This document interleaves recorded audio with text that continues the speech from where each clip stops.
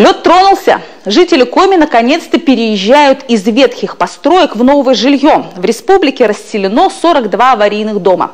Честно говоря, это немного, если учесть, что в конце прошлого года развалин должно было стать на 300 меньше. Первый этап программы сноса аварийного жилья в республике, как известно, признан провальным. И только сейчас стали видны реальные подвижки. Ольга Коняева подробнее. По программе переселения из аварийного жилья на этом месте в Зеленце когда-нибудь построят трехэтажный дом для 17 семей. Получить ключи жители должны в марте. Однако уже понятно, сроки переносятся. У нас сейчас строительство идет на стадии кирпичной кладки. Мы ведем первый этаж. Также остались коммуникации. Их, скорее всего, будем делать, когда потеплеет немножко. Потому что сейчас земля промерзшая. Планируется у нас организация второй смены. Примерно этой недели после завоза материала, конкретно, чтобы уже хватало, то есть на 2 смены на работу. И так практически на всех строительных площадках, где возводят жилье для переселенцев из ветхих домов.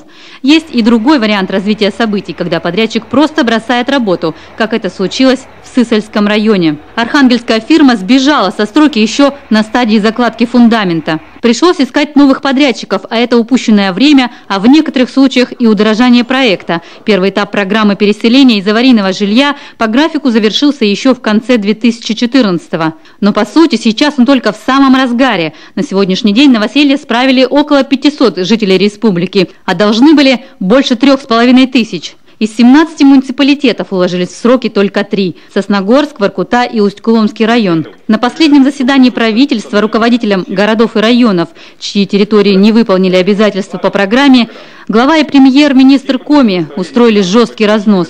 Если, соответственно, ваши подчиненные не могут исполнять тот функционал, который вы на них возлагаете, возлагает законодательство, гнать надо таких подчиненных. Людям вообще плевать. По каким причинам они не могут, извините, получить новое жилье? Мы чего, блеять все будем потом перед ними?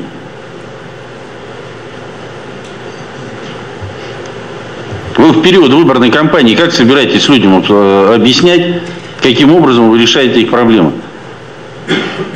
Самый яркий пример будет. И деньги есть, все есть. Когда первый этап будет завершен, когда мы будем подводить итоги этого этапа, будет предложено одному из вас со своей должностью расстаться. По одной простой причине. Если с работой, которая легла на ваши плечи, вы не справились, давайте найдем плечи, которые вынесут эту задачу. На каждый этап программы дается по 2 года. Всего их 5, и уже идет второй этап.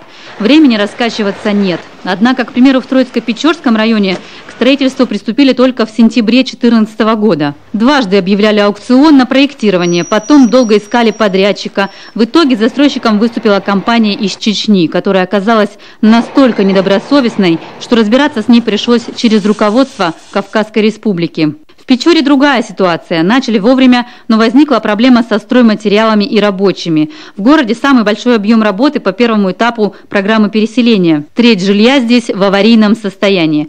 К концу прошлого года в муниципалитете должны были ввести больше 20 тысяч новых квадратных метров. В Печоре все-таки на сегодняшний день своих строителей практически не остались. То есть это полностью туда нужно было зайти и завести строительные компании, завести строительный комплекс. А чтобы вот эти объемы, названные 24 тысячи, построить, это нужно, чтобы там работало не меньше 250 строителей ежедневно.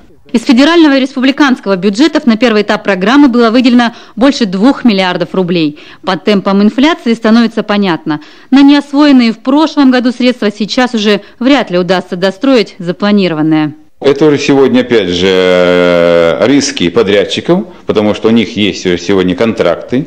Эти контракты, так сказать, увеличению по цене подлежать не будет ни в коем случае. То есть опять нужно как-то смотреть, каким образом какие-то опять экономические мероприятия, чтобы проводить. Хотя многие подрядчики понимают все это.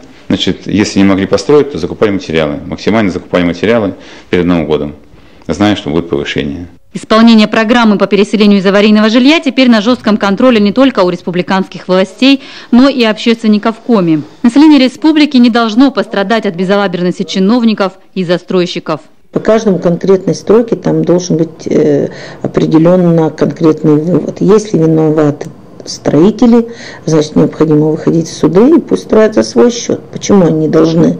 Бюджет должен нести расходы дополнительные, если строитель сам не захотел этого сделать вовремя. Чья вина, тот и должен отвечать.